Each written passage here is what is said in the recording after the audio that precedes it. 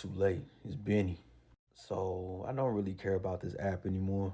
I'm just recording this video here so I can put it on another platform. If you want anime content from me, I make anime content over on YouTube. So you can subscribe to my YouTube channel if you want. But anywho, One Piece chapter 1107. Spoilers in this video. It's confirmed that Elbaf is the next arc. The Giants are at Egghead to pick up the Straw Hats and take them to Elbaf. Elbaf has been my most anticipated arc. Everybody wanted Wano really bad, which I understood because everyone kind of assumed that Wano would be an arc that kind of focuses more on Zoro. And of course, Kaido is Kaido, who didn't want to see Kaido. But Elbaf has always been that arc that's been the most anticipated for me. Mainly because of Usopp. I want him to just become Peakly and Himly in Elbaf. And him looking through the binoculars and seeing the Giants and him crying, yeah, I'm ready, bro. I'm ready for his next arc. Zoro is still struggling with Lucci, which isn't crazy. And that's not a diss to Zoro. Like, Lucci is strong. And this is me. I'm a well-known Lucci hater. Anybody not named Luffy in the Straw Hats would struggle with Lucci. Bonnie calling Luffy Nika for the first time and Luffy hearing the word Nika for the first time is pretty huge. I know it didn't seem that way, but Elbaf is the arc that Luffy's gonna learn the truth about his fruit, Joy Boy, the Sun God. It's the beginning of the lessons. And it's important because the history that Luffy's about to learn is going to be pivotal in the final war. Sanji blocked Kizaru's laser beam. That's why we have such a Himly and Peakly picture of Sanji in a straw hat right here. Luffy and Sanji been looking like Kobe and Shaq in Egghead. Sanji blocking the laser beam just kind of confirmed to me that Sanji could fight an admiral. I'm not saying he would win, but I think Sanji could fight an admiral and he wouldn't get washed. That's all I needed to see. Sanji one of them ones, man. It's about time he got some love. Now Saturn, he gets hit with multiple six pieces in a biscuit and gets sent flying by Luffy. Now this is the part of the chapter where it gets really real. Katarina Devon and Von Auger pop up, courtesy of the Warp fruit. Katarina is shocked that Saturn is on Egghead, and she touches Saturn.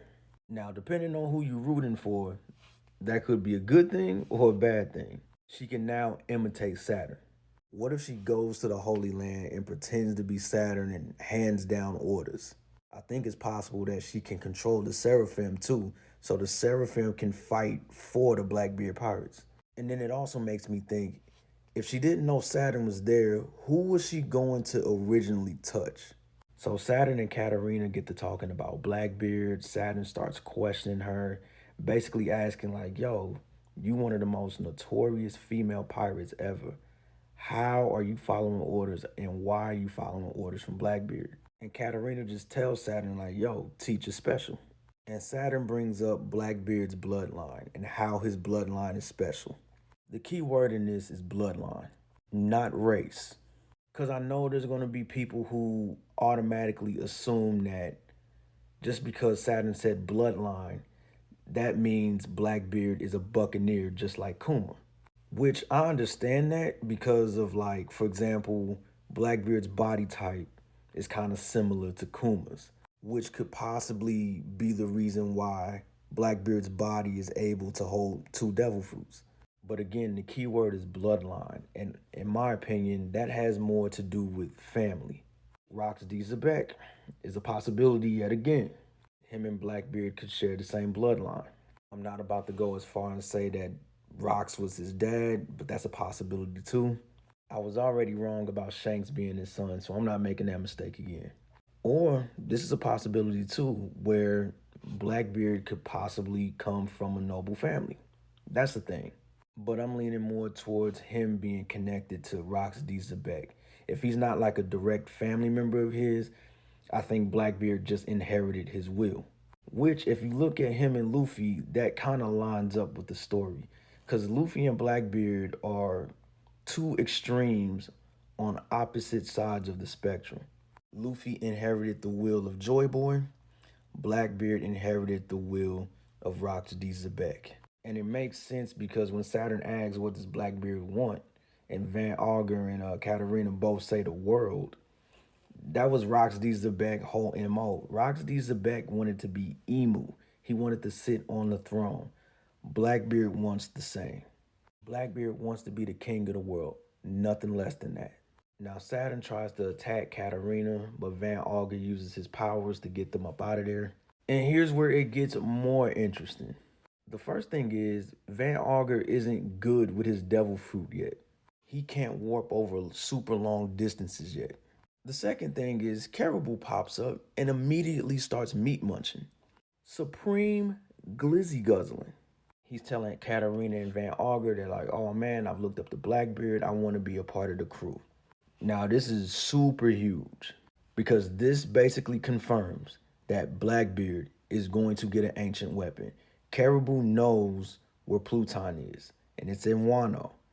Blackbeard pirates are about to go to Wano, and they're about to go get that.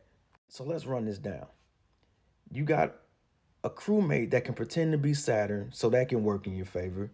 You can have the Seraphim fighting for you. You already got a devil fruit heavy crew. You got two of the most powerful devil fruits, and you about to get an ancient weapon.